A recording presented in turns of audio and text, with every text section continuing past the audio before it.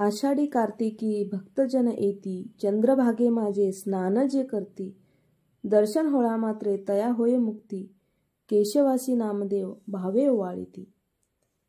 तर सर्वांना श्री स्वामी समर्थ।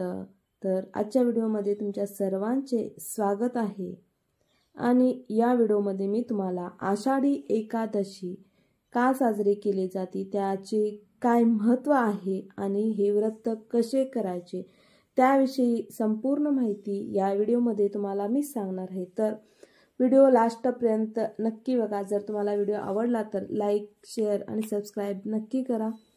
तर चला तर मग आपण व्हिडिओला सुरुवात करूया। तर या आषाढी एकादशी विषयी काय कथा आहे, तर एकदा भगवान शंकर यांनी प्रसन्न होत मृदुमान्य नावाच्या राक्षसाला इतर कोणाही कडून न मरता केवळ एक स्त्रीच्या हातून मरशील असा वर दिला होता। आणि या वरामुळे मृदुमान्य हा राक्षस खूपच उन्मत्त झाला आणि त्याने आपल्याला कोणतीही स्त्री मारू शकत नाही असा मनात विश्वास ठेवत देवावर स्वारी केली। त्यामुळे अन्य देवांनी शंकराकडे मदतीसाठी धावा केला, पण वर दिल्यामुळे भगवान शंकर यांनाही काहीही करता येत नव्हते। पण त्याच वेळी देवाच्या श्वासातून एक देवी उत्पन्न झाली आणि तिने मृदुमान्य राक्षसाला ठार केले। तसेच या मंगलमय दिवशी तुफान पाऊस पडत असल्याने सर्व देवतांना स्नानही घडले। तसंच सर्वजण राक्षस मरेपर्यंत गुहेत लपून राहिलेले। या दिवशी त्यांना पूर्ण दिवस उपवास घडला होता। या देवीचं नाव होतं एकादशी आणि त्यामुळेच या दिवशी एकादशीचा उपवास करण्याचा प्रघात पडला। शास्त्राने वेदानुसार जी व्यक्ती या दिवशी भगवान विष्णूसह एकादशी देवीची मनोभावे उपासना करते त्यांना पापातून मुक्तता मिळते असा समज आहे। तसंच उत्तरोत्तर प्रगतीसाठी ही आषाढी एकादशीची उपासना कामी येते असाही समज आहे। तर आषाढी एकादशीचे महत्त्व काय, तर आषाढी एकादशीच्या व्रतामध्ये सर्व देवतांचे तेज एकवटलेले असते असा समज आहे। म्हणून सर्व व्रतामध्ये आषाढी एकादशीच्या व्रताला अनन्यसाधारण महत्त्व आहे। पंढरपूरला अदृश्य भगवंतांच्या अस्तित्वाचा पुरावा मिळतो। तसेच वैकुंठ भूमीच्या आधीपासूनच पंढरपूर अस्तित्वात आले असा लोकांचा समज आहे। म्हणूनच पृथ्वीवरील सर्वात पुरातन अशा तीर्थक्षेत्राला पंढरपूर असा उल्लेख केला आहे। आणि या आषाढी एकादशीला भरपूर भाविक पंढरपूरमध्ये येतात। तसेच परदेशातूनही या आषाढी एकादशीला जे वारकरी असतात, जे विठ्ठल भक्त असतात आणि तसेच सर्वच लोक भरपूर महाराष्ट्रातील म्हणा किंवा आपल्या भारतातील कानाकोपऱ्यातून या आषाढी एकादशीसाठी येत असतात। आपल्या सर्वांना ते माहितीच आहे आणि त्याचं काहीतरी एक महत्त्व आहे, त्यामुळेच तरी ते लोक येतात। आणि मोठ्या जोमामध्ये या पावसामध्ये सुद्धा लोक विचार न करता, कोणताही विचार न करता विठ्ठलावर एक अटूट विश्वास ठेवून जातात आणि तो त्यांचा विश्वासही ग्राह्य होतो। आपल्या महाराष्ट्राचे आराध्य दैवत म्हणजेच पंढरपूर आहे आणि पंढरपूरचा विठोबा आहे। आणि या आषाढी वारीला महाराष्ट्राच्या कानाकोपऱ्यातून ठिकठिकाणाहून लाखो भाविक विठ्ठल नामाचा गजर करत आषाढी एकादशीला पायी चालत येतात। हिलाच आषाढी वारी म्हणतात। विठ्ठलाचा नामघोष करत अनेक वारकरी पायी या ठिकाणी अगदी भक्तिभावाने येऊन पोचतात। चंद्रभागेत स्नान करून विठ्ठलाचे दर्शन घेतात। आषाढीला या दिवशी पंढरपुरात शेगाव येथून पूर्णब्रह्म अधिकारी श्री संत गजानन महाराजांची, आळंदीहून ज्ञानेश्वरांची, देहूहून तुकारामांची, त्र्यंबकेश्वराहून निवृत्तीनाथांची, पैठणीहून एकनाथांची, उत्तर भारतातून कबीराची पालखी येते। या दिवशी वारकरी संप्रदायात उपवास करण्याचे विशेष महत्त्व आहे। दर आषाढी एकादशीला वारकरी संप्रदाय वारी घेऊन पंढरपुरास येण्याची परंपरा 800 वर्षापेक्षाही अधिक काळापासून सुरू असल्याचे सांगण्यात येते। आषाढी एकादशीचे व्रत कसे करावे, तर आदल्या दिवशी दशमीला एकभुक्त राहायचे आणि एकादशीला प्रातस्नान करायचे, तुलसी वाहून विष्णू पूजन करायचे, हा संपूर्ण दिवस उपवास करायचा, रात्री हरिभजन करत जागरण करायचे, आषाढ शुद्ध दशमीला वामनाची पूजा करायची आणि पाळणे सोडायचे.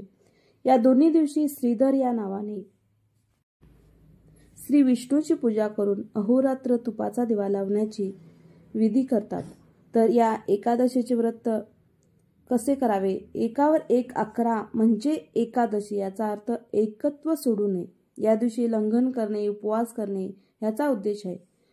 लक्ष तिकडे न जाता भगवंताकडे राहावे. मात्र आता अर्थ गौण झाला आहे आणि उपवास प्रधान झाला आहे. या दिवशी तत्व साधना करण्यास अनुकूल असते. एकादशी प्रतिदिनीच केली पाहिजेत. मात्र एक दिवस योग्य तऱ्हेने केल्यास त्याचा प्रभाव 15 दिवस टिकतो. म्हणून एका महिन्यामध्ये 2 एकादशी असतात. या दिवशी भगवान विष्णूंना किंवा विठ्ठलाच्या मूर्तीला आपण जे तुळशी वाहतो ती आपण आदल्या दिवशी काढून ठेवली पाहिजे. म्हणजे एकादशी दिवशी आपण तुळशी तोडायची नसते. त्यामुळे अगोदरच्या दिवशी आपण तुळशी काढून ती एकादशी दिवशी आपण विठ्ठलाच्या, जर तुमच्याकडे विठ्ठलाची मूर्ती असेल तर त्या मूर्तीला अभिषेक, पंचामृताने अभिषेक करून त्यानंतर तुळशी माळ अर्पण करायची आणि त्याच्यानंतर तुम्ही विष्णू सहस्त्रनामाचे वगैरे पठण करायचे. आणि तुमच्याकडे जर वारकरी संप्रदायातील ग्रंथ असतील, ज्ञानेश्वरी असतील किंवा कोणतीही असेल तर त्याचे त्या दिवशी नक्की पठण करा. नाहीतर फक्त विठ्ठल विठ्ठल विठ्ठल असं म्हटलं तरीही चालतं. आणि विठ्ठल नामाचा एक शास्त्रीय वैज्ञानिक पण त्याला महत्त्व आहे.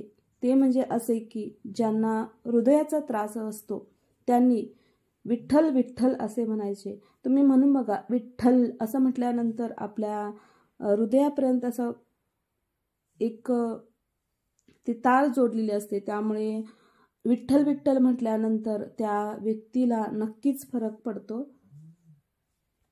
आणि या दिवशी जर शक्य असेल तर नक्की तुम्ही या आठवडाभरामध्ये एकदा तरी, म्हणजे त्या आषाढी एकादशी दिवशी विठ्ठलाचे दर्शन तर होतच नाही, पण त्या ठिकाणाला जाऊन आल्यानंतर ही खूप मोठे भाग्य असते. आणि त्या ठिकाणी प्रत्यक्ष भगवान विठ्ठल, भगवान विष्णू आणि विठ्ठल म्हणजेच भगवान विष्णू असतात, त्यांचाच अवतार आहे तो. आणि भगवान शंकर आणि विष्णू यांचे अखंड वास्तव त्या दिवशी तिथं असते, कायमच असते. पण त्या दिवशी ते प्रखर आपल्याला जाणवते. त्यामुळे नक्की वारी म्हणजे वारी करू शकता तुम्ही, किंवा त्या दिवशी किंवा अगोदर 8 दिवस तरी तुम्ही नक्की त्यामध्ये भेट देऊन या आणि तो आनंद सोहळा तुम्ही अनुभवू शकता. बोलावा विठ्ठल, पहावा विठ्ठल, करावा विठ्ठल जीव भाव, या अभंगाची प्रचिती आज प्रत्येक वारकरी आणि विठ्ठल भक्त नेमाने घेत असतो. नव्हे तर पंढरीचा विठ्ठल हा वारकऱ्यांचा श्वासच आहे. त्यांच्या नामाविना त्यांचे कोणतेही कर्म होत नसते. अशा भगतभक्त असलेल्या वारकऱ्यांचा महासंगम पंढरपूर यात्रेच्या म्हणजेच वारीच्या निमित्ताने होत असतो. प्रत्येकाचे कल्याण चिंतने कार्यात भगवंताला पहावे, धर्मपूर्वक गृहस्थाश्रमाचे पालन करणे आणि भागवत धर्माचा मार्ग सुखकर करणे हेच वारकऱ्याचे भक्तिमय जीवन असते. तसेच एकादशी व्रत केल्याने आपल्या मागील जन्माची पापेही नष्ट होतात. तसेच अनेक पिढ्यातील आपले पितरांना मोक्षही मिळते असे म्हटले जाते. आणि वैज्ञानिकदृष्ट्याही या उपवासाला खूप महत्त्व आहे.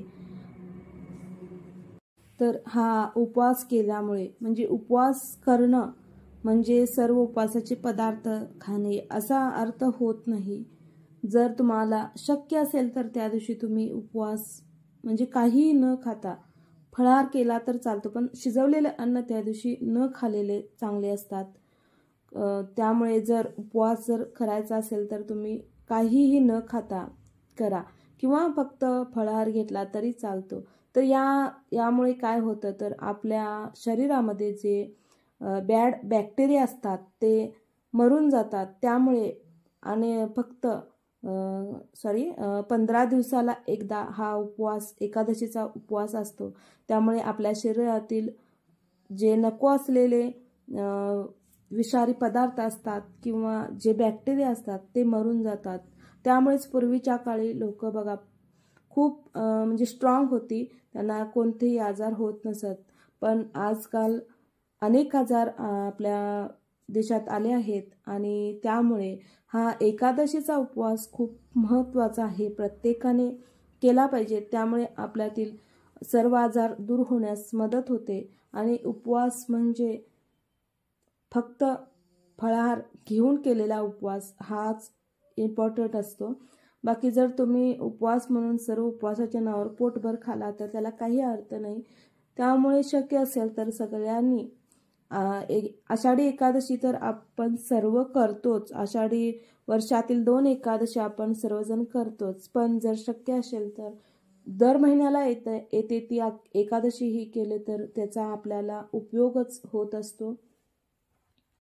आणि या आषाढी एकादशी पासूनच आपल्या चातुर्मासाला सुरुवात होते. वेगवेगळ्या सण, आपल्या हिंदू धर्मातील वेगवेगळ्या सणांना या दिवसापासूनच सुरुवात होते आणि भक्तिमय वातावरण तयार होते. तर रविवारी एकादशी आहे, 6 जुलैला ही आषाढी एकादशी आहे आणि सर्वांनी नक्की या दिवशी उपवास करा. आणि जर तुमच्या घरी विठ्ठल रुक्मिणीची मूर्ती असेल तर त्यावर अभिषेक करा. जर मूर्ती नसेल तर बाळकृष्णाची मूर्ती तर सर्वांच्या घरी असतेच, त्या मूर्तीला अभिषेक करून तुळशीचं अर्पण करा आणि आपल्या जवळच्या विठ्ठल मंदिरमध्ये जाऊन तिथं तुम्ही नमस्कार करून या. तसेच या दिवशी शक्य असेल तर अन्नदान करा आणि सर्वांना आषाढी एकादशीच्या शुभेच्छा. तर व्हिडिओ इथंच थांबवते. श्री स्वामी समर्थ.